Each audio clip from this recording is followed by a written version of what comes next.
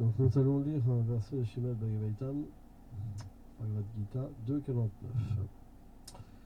Thorenam yavaram karmam bodhi yogam danam jayam bodham sharanam bhavincham kripanam phalam hetavaha. Ô Dhananjaya, rejette toute activité inférieure et prend refuge dans le Nishkama Kama Yoga, l'action désintéressée. Ceux qui aspirent à récolter le fruit de leurs actes ne sont que des avares. Commentaire. Selon Sridhar Maharaj, l'action accomplie dans le Buddhi Yoga, le service de dévotion, est la meilleure méthode d'action. Celui qui agit de cette façon, par la grâce du Seigneur, se voit délivré des réactions de ses actions, bonnes ou mauvaises, le conduisant à se réjouir ou à souffrir en cette vie même. Par conséquent, on devrait toujours se livrer à son adoration, tout en étant détaché de tout bénéfice personnel. Ceci est connu comme Nishkarma Kama Yoga. Aussi, ce moyen d'action est-il considéré comme une science sacrée. Il permet d'engager toutes sortes d'activités dites ordinaires et de les transformer en adoration du Seigneur. De telles activités, qui d'ordinaire mènent à la servitude matérielle, deviennent le moyen de nous libérer de la matière, d'atteindre et de servir avec amour Krishna. Bien que ce service de dévotion puisse libérer toutes les âmes conditionnées qui ont une bonne fortune, un avare, lui, ne saura pas profiter de cette miséricorde en utilisant sa fortune. Il désirera simplement en goûter égoïstement les fruits, ce qui l'amènera à renaître en ce monde. Donc, Brihat Aranya Upanishad 3, 8, 10. Ô Gargi, il est un avare celui qui quitte ce monde sans connaître le Seigneur suprême, lui qui a Achyuta l'infaillible réalité absolue. Il faut mettre la clause dans ses mains. Je pensais qu'il savait ça. On la classe pour la faire de. Srimad Bhagavatam 6.9.49. Les avares sont ceux qui considèrent que la réalité ultime consiste à jouir des objets d'essence produits par la nature matérielle. Nous devrions donc ne perdre aucun instant de notre vie. Nous devrions la dédier au service du Seigneur et atteindre ainsi en cette vie sa demeure.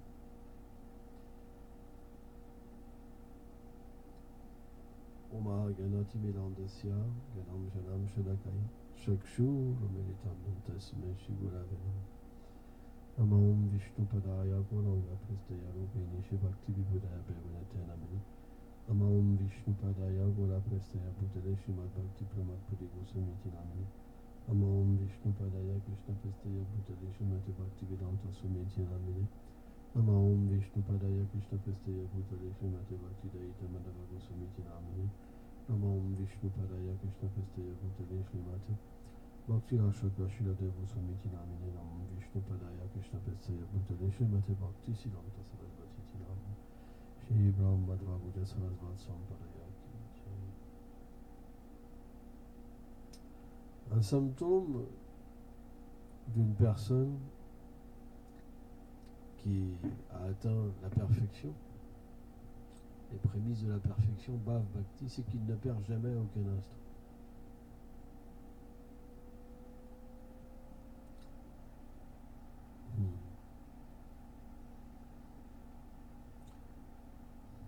Quelle est la mentalité d'un dévot du Seigneur? C'est qu'il sait que sa nature, c'est d'être relié à ce Seigneur suprême. Il le sent dans son cœur. Il le réalise dans son cœur. Quelqu'un qui est loin du service de dévotion, qu'est-ce qu'il pense? Il pense qu'il est relié à lui-même. Et que tout ce qui existe dans ce monde, c'est pour son plaisir. Vous comprenez? Donc cette fortune qu'il a à l'intérieur de lui-même, au lieu de l'utiliser pour rendre le Seigneur heureux, hein, il la garde pour lui-même. Au lieu de libérer les êtres vivants, d'aider les êtres vivants, il garde tout lui-même. Et même quand il utilise les choses en rapport avec sa famille, etc., c'est jamais en rapport avec le Seigneur pour y libérer les gens. C'est simplement une perversion de la miséricorde. On pense que cette personne, elle est humble, on pense que cette personne est bonne, mais si elle fait quelque chose, c'est parce qu'elle en retient un fruit. Dans ce monde, personne ne fait quelque chose si on n'en retire pas un fruit. La preuve, c'est que les gens divorcent quand ils s'entendent plus. Les amis deviennent des ennemis. C'est la nature de ce monde. Parce qu'on est avare. L'avare, c'est quoi? C'est quelqu'un qui veut que tout lui revienne tout le temps. Il ne veut pas perdre un sou. Il veut au contraire fructifier sa fortune. Donc tout ce qu'il fait, c'est toujours centré sur lui-même. C'est la nature d'une personne qui est déconnectée du service de dévotion. Mais celui qui est connecté et qu'il sent le Seigneur dans son cœur et qu'il sent cette vérité, il fait quelque chose pour lui. Il ne peut pas s'empêcher de faire quelque chose pour lui. Pourtant, le Seigneur, il n'a pas besoin de ce service quelque part. Pourquoi? Parce que la définition du Seigneur, c'est que tout existe par lui et pour lui. Il n'a pas besoin.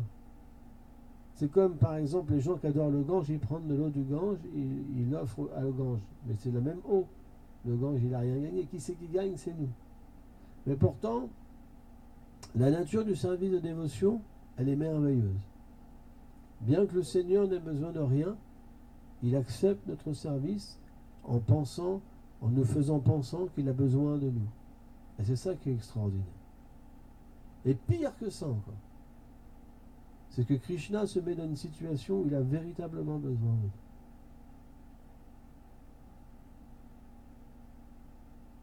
Et cet apogée, elle est retrouvée dans les habitants de Vrindavan. Quand Krishna a quitté Vrindavan, c'est expliqué que les arbres, ils pleuraient tellement. Alors c'est une façon de parler, hein, que la terre était boueuse. Et il pensait, à quoi sert que je vais manifester des feuilles, des fruits, puisque à qui je vais pouvoir les offrir? Vous comprenez? Donc un dévot, il a ce sentiment en lui de servir Krishna. Et s'il ne peut pas voir Krishna, qu'est-ce qu'il ressent dans son cœur? À quoi sert ma vie? À quoi sert mon existence? Et quand il voit, les gens lui proposer de prendre plaisir dans ce monde, alors il devient encore plus triste. C'est la nature d'un Vaishnava. C'est pour ça que dans les premiers temps du service de dévotion, on ressent cette chose en nous.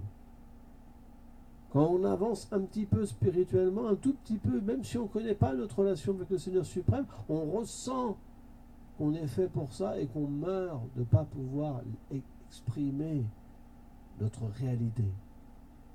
Vous comprenez? Et plus Krishna se rapprochera de nous, et plus ça va être accentué. Ça veut dire, qu'est-ce que c'est l'accentuation? C'est qu'on va réaliser qu'on est une personne. On va réaliser qu'on a une forme.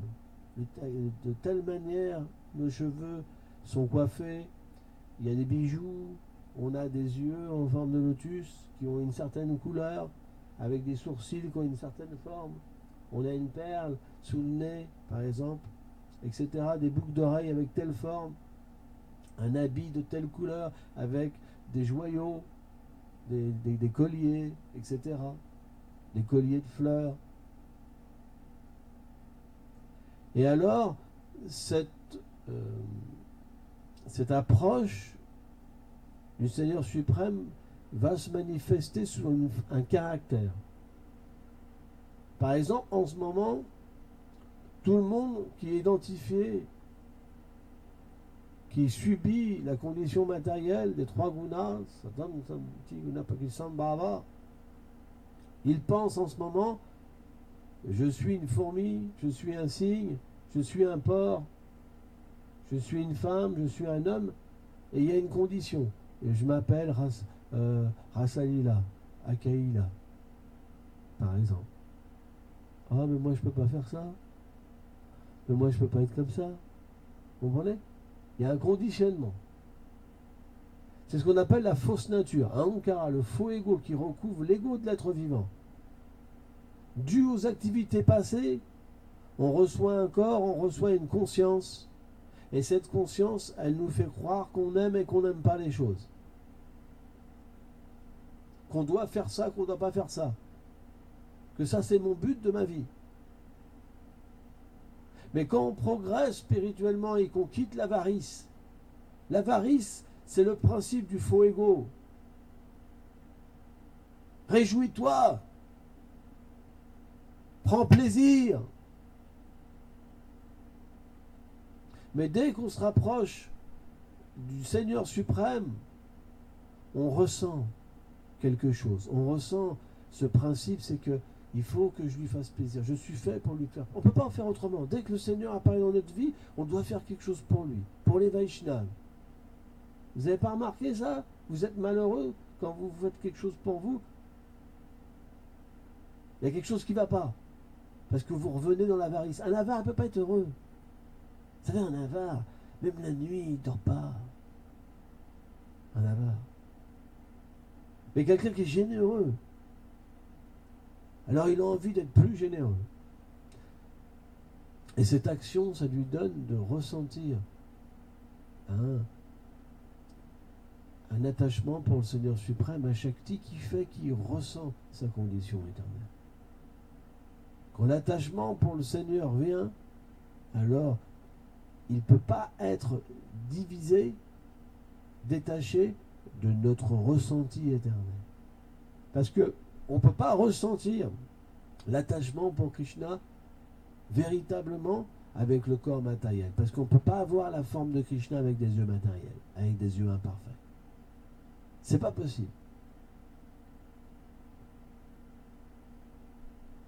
C'est pour ça que vous avez plein de gens, de nouveaux dévots, qui feignent d'être avancés en disant oh, moi j'ai vu le Seigneur suprême, je suis attaché à lui, il pleure, etc. Et 6 mois après, vous ne les voyez plus. Il y en a plein comme ça. Et après, ils deviennent même impersonnalistes. Mais 6 mois avant, ah, Krishna, Krishna.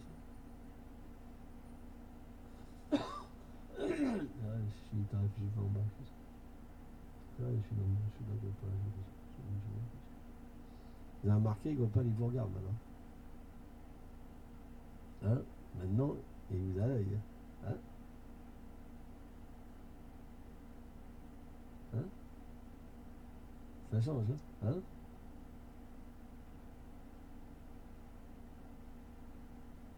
On voit, il est là. C'est un principe.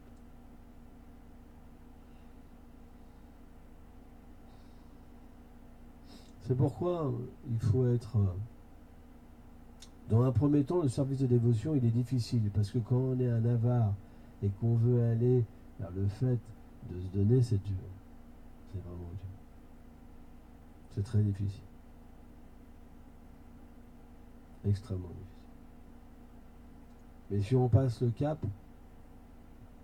en offrant nos activités au Seigneur, alors graduellement, on va pouvoir se purifier. Sridhar Maharaj dit quelque chose d'extraordinaire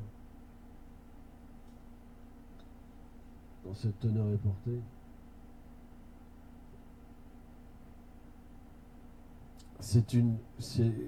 Cette action, ce moyen d'action est considéré comme une science sacrée. Il permet d'engager toute activité ordinaire et de le transformer en adoration du Seigneur. Et ça, c'est incroyable. C'est quand même, c'est une sacrée révélation. Vous ne vous rendez pas compte? On prend la même chose, on fait la même chose, Et ça devient l'adoration du Seigneur suprême. Octavia. C'est pourquoi le Rupa Goswami il dit que le vrai détachement, la vraie renonciation, c'est pas de quitter un objet. C'est de voir cet objet en relation avec le Seigneur. Parce que tout émane du Seigneur suprême. Il n'y a rien qui n'est pas en relation avec le Seigneur suprême. C'est simplement avec laquelle on prend un objet, avec laquelle conscience qu'il est séparé ou il est relié au Seigneur suprême. Le même objet, si vous vous en servez pour le service de dévotion, alors il se spiritualise et naturellement, votre être se spiritualise aussi dans cette action du service de dévotion. C'est pourquoi, comment dire, l'action, seva, le service, dans un premier temps, est la chose la plus importante. C'est pour ça, comment dire, que toujours le maître spirituel, il nous donne un service. L'action. Parce que la méditation, elle vient quand le cœur est pur, quand le cœur devient saturé d'attachement pour le Seigneur suprême. Si on ferme les yeux, alors naturellement, notre identité et notre action dans l'éternité se manifestent. Mais tant qu'on n'est pas le cœur pur, si on ferme les yeux, qu'est-ce qu'on voit? Envie, concupiscence, attachement. Et on n'a pas envie de fermer les yeux. Parce que quand on ferme les yeux, on ne se sent pas bien. Donc en agissant pour le Seigneur suprême, on se sent bien. Parce qu'on sent qu'on purifie notre existence. On se sent heureux.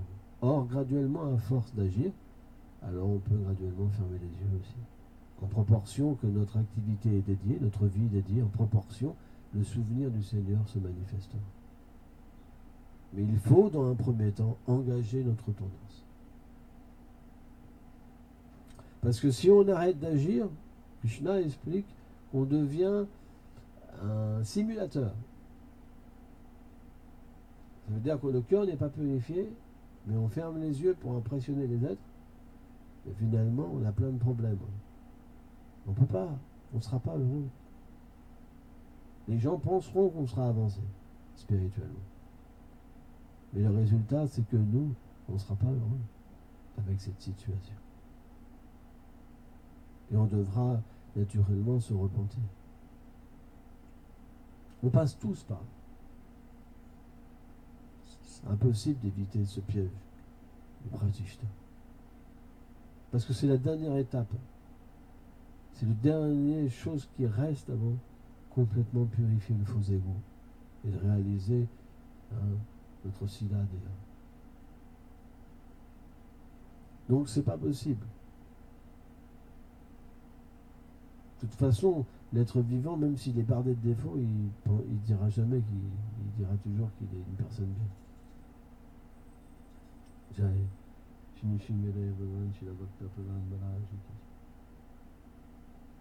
Et même quand il dit « Oh, je suis très impur », au fond de lui-même, il est fier de dire ça parce qu'il sait que c'est comme une façon de se glorifier. On peut comprendre ça. Parce qu'on est comme ça. Et c'est comme ça qu'on peut aussi se dégoûter. Parce que quand on est relié au Seigneur suprême, c'est comme une glace. Le service de dévotion, c'est comme une glace. On voit tout ça. Et ça nous dégoûte. C'est pour ça qu'on devient dégoûté de cette fausse identité. Elle est sale.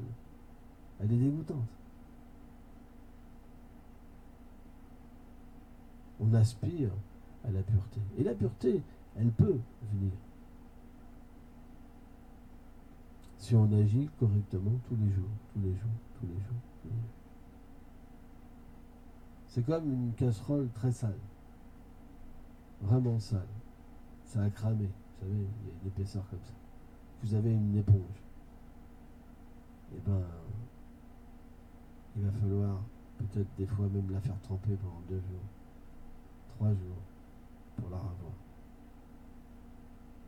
Et bien de la même manière, le cœur, ça fait des milliards de vies qu'on regarde dans ce monde matériel. C'est une couche très très épaisse.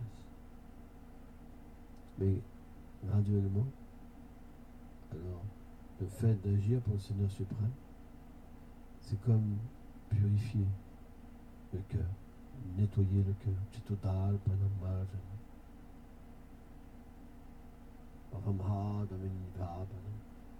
mais plus on purifie, et plus on ressent quelque chose qui existe au fond de nous-mêmes. Et cette chose, c'est l'identité de l'être divin. Et même si elle s'éveille un tout petit peu, on ressent qu'on devient libéré en fait des souffrances matérielles. On sent une légèreté véritable. On sent qu'on se libère, même si on n'est pas parfait. C'est pour ça qu'on peut continuer. Or, à un moment, quand la pureté devient encore plus forte, on peut sentir que dans notre cœur, quelque chose apparaît. C'est l'attachement pour Christ. On peut ressentir les effets de la miséricorde du Seigneur. C'est comme la lune. Le Saint-Nom, c'est comme la lune. Il fait croître cette fleur de la dévotion dans notre cœur, qui donne un parfum et qui nous donne d'atteindre le goût. De la même manière, un matérialiste, il a un goût à retirer du plaisir pour ses sens, comme l'avare. Et bien à ce niveau-là, le dévot, il va avoir un goût dans ses activités spirituelles. Et quand il va agir, il va ressentir quelque chose de supérieur. C'est le goût supérieur.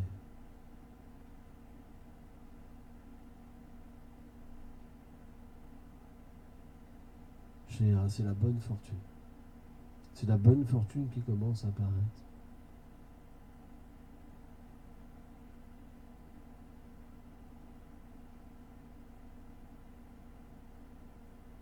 C'est pourquoi on doit véritablement être patient.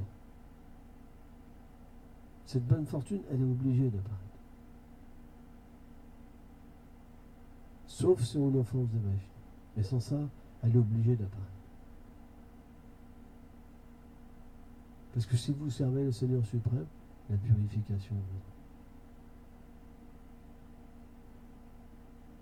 Certaines voix, certaines religions disent qu'on ne peut pas être pur. Mais dans la religion Vaishnava, c'est réfuté.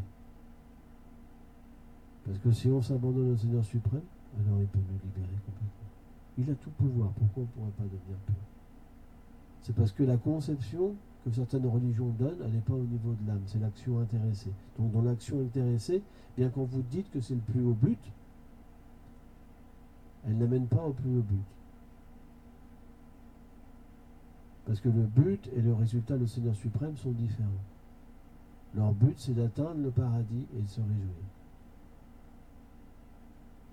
C'est pas de donner du plaisir au Seigneur suprême. Un dévot, quand il chante les saints noms, dans quel état d'esprit il chante les saints noms? C'est comme les habitants de Vrindavan qui gardaient leur vie en pensant que Krishna allait revenir. Qu'est-ce qu'un dévot pense? Krishna va revenir. Krishna va revenir. Il chante parce qu'il sait que le saint nom du Seigneur, c'est pas différent et qu'il peut directement l'introduire dans la demeure éternelle, mystiquement. Parce que pour le Seigneur, tout est possible. Quelqu'un qui chante sans offense, alors il peut atteindre, même dans ce corps, sa position transcendantale. Et quitter complètement, même le souvenir de ce monde matériel. Il n'a même pas conscience qu'il a un corps matériel. Il n'a même pas plus conscience qu'il a même existé dans ce monde matériel. Il se retrouve dans son corps transcendantal et il fait son service. Voilà ce que le Saint-Nom peut donner. Celui qui a expérimenté ça, même une fois, quand il chante, il pense quand Krishna viendra me rechercher. Quand est-ce que Krishna reviendra dans ma vie? Il ne peut pas se satisfaire avec une petite chose. C'est ça qu'il veut. Le reste, c'est insignifiant.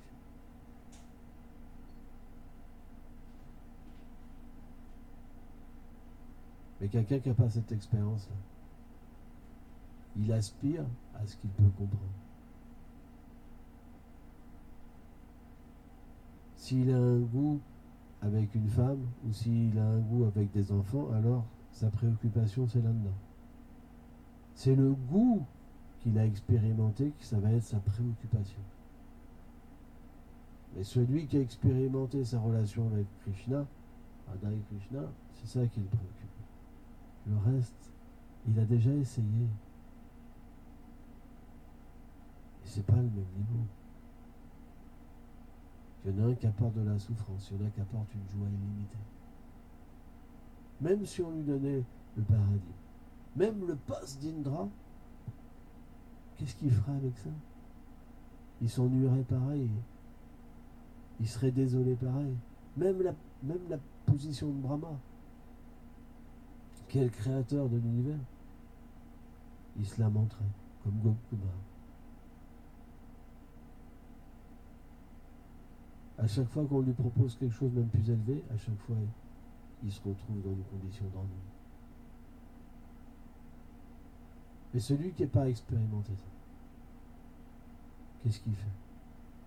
Alors, il se situe dans un certain niveau de compréhension et il va essayer de jouir de ce monde.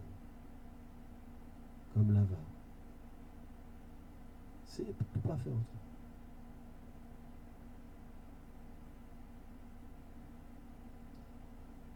Donc, il faut, pour récapituler, il faut servir.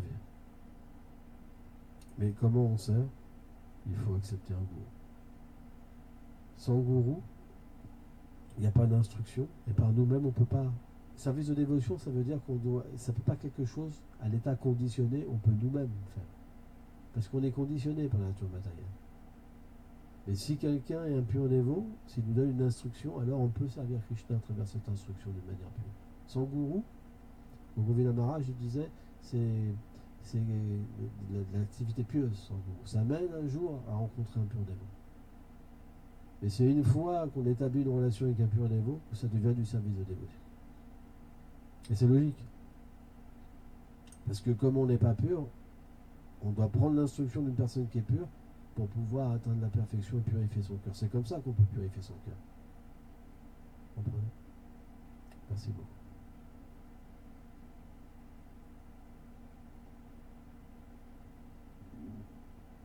Rapide.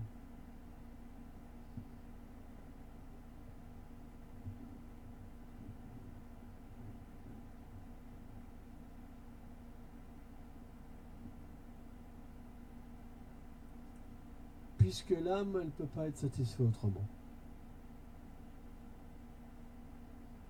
Mais si elle ne sait pas sa cause de son problème, alors elle cherche. Elle a ça. Il y en a qui se suicident. Parce qu'ils en ont marre de chercher. Mais eux, ils ne pleurent pas pour le Seigneur. Parce qu'ils n'en sont pas conscients. Or, si on a dans notre vie passée déjà servi le Seigneur, dans cette même expérience, on va comprendre que c'est parce qu'on n'est pas relié au Seigneur suprême. Ça dépend des êtres, ça dépend de leur niveau de conscience. Mais bien sûr, si tu es fait pour quelque chose et que tu n'es pas dans cette situation-là, tu ne peux pas être satisfait. Personne ne peut être satisfait. C'est pas possible.